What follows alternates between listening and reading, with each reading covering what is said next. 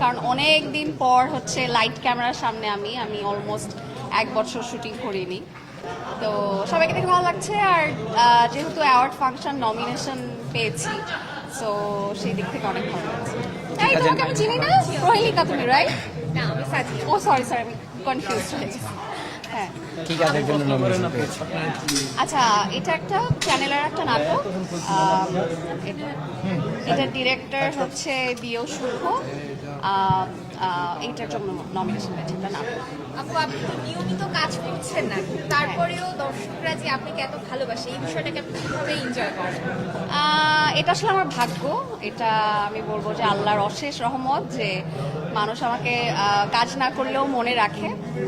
আমার মনে হয় যে অন্তরা ক্যারেক্টারটার জন্য আসলে মানুষ আমাকে অনেক ভালোবাসে। অ্যান্ড ও সামনে, আচ্ছা, অন্তরা ক্যারেক্টারটার জন্য মানুষ আমাকে অনেক ভালোবাসে। অ্যান্ড আমি কাজ না করলেও আমি যেখানেই যাই সবাই আমাকে অন্তরা অন্তরা বলে ডাকে। আমার অ্যাকচুয়াল নাম যে ফারিয়া, এটা আসলে কেউই জানে না এখন। আমাকে অন্তরা নামে চিনে, যদি বলি ফারিয়া বলে যে ফারিয়া কে। সো ওইটা আমি খুব এনজয় করি। কাজ পুরোপুরি আসলে ছেড়ে দিই নাই, আমি একটু ব্রেক নিয়েছি।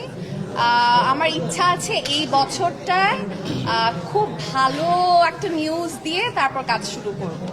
সো ভালো নিউজটা কি ওইটা আসলে আমার জানানোর পারমিশন নাই।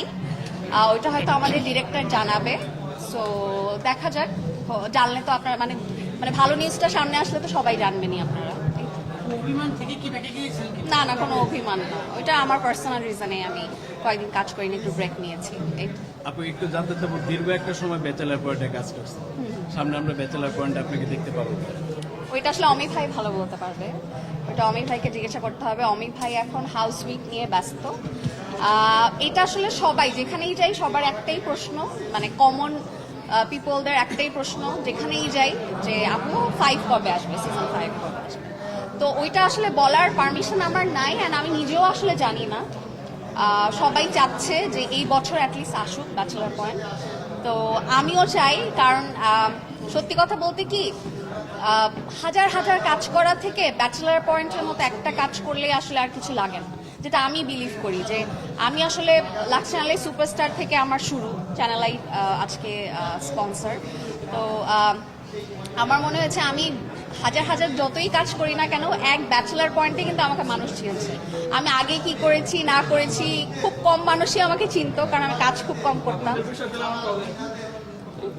আচ্ছা আচ্ছা, সো একটা ব্যাচেলার পয়েন্টই আসলে এনাফ। মানে একটা কাজ করলেই আসলে হাজার হাজার কাজ করা লাগে না, একটা ভালো কাজ করলেই আসলে এনাফ।